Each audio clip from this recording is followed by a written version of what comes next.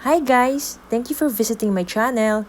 This time around, gagawa tayo ng merienda na easy to prepare at madaling hanapin ng mga ingredients. Kaya tara na! Samahan niyo ako hanggang sa dulo ng video na to know how. Kailangan natin ng 1 can of tuna, pwedeng in brine or in oil.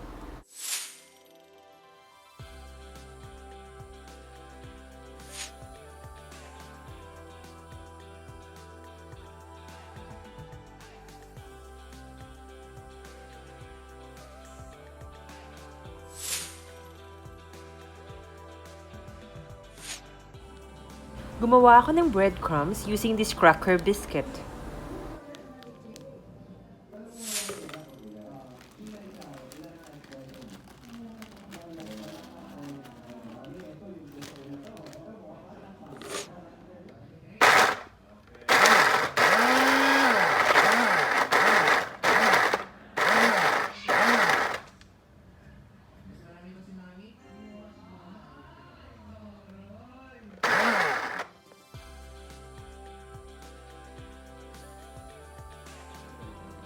Gumamit ako ng tinapie as dough at ni-roll ng ganito kanipis.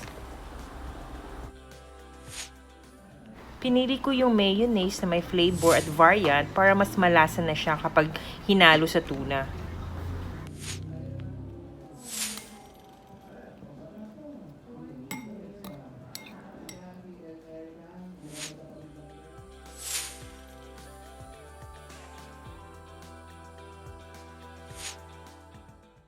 Kapag nahalo na natin ang ating tuna at mayonnaise, ganito lamang po ang pag-assemble para sa ating tuna pie.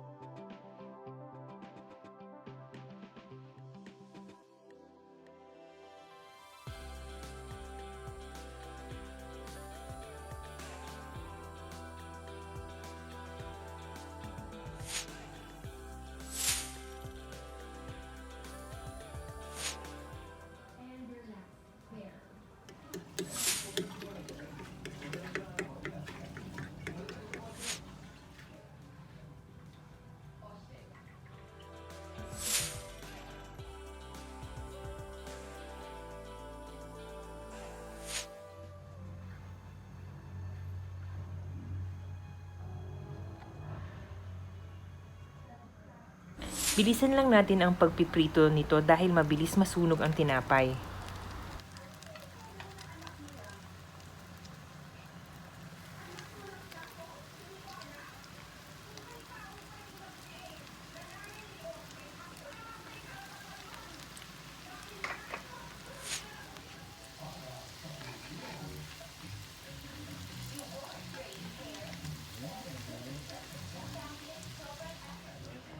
Ayan na, at ito na ang ating tuna pie.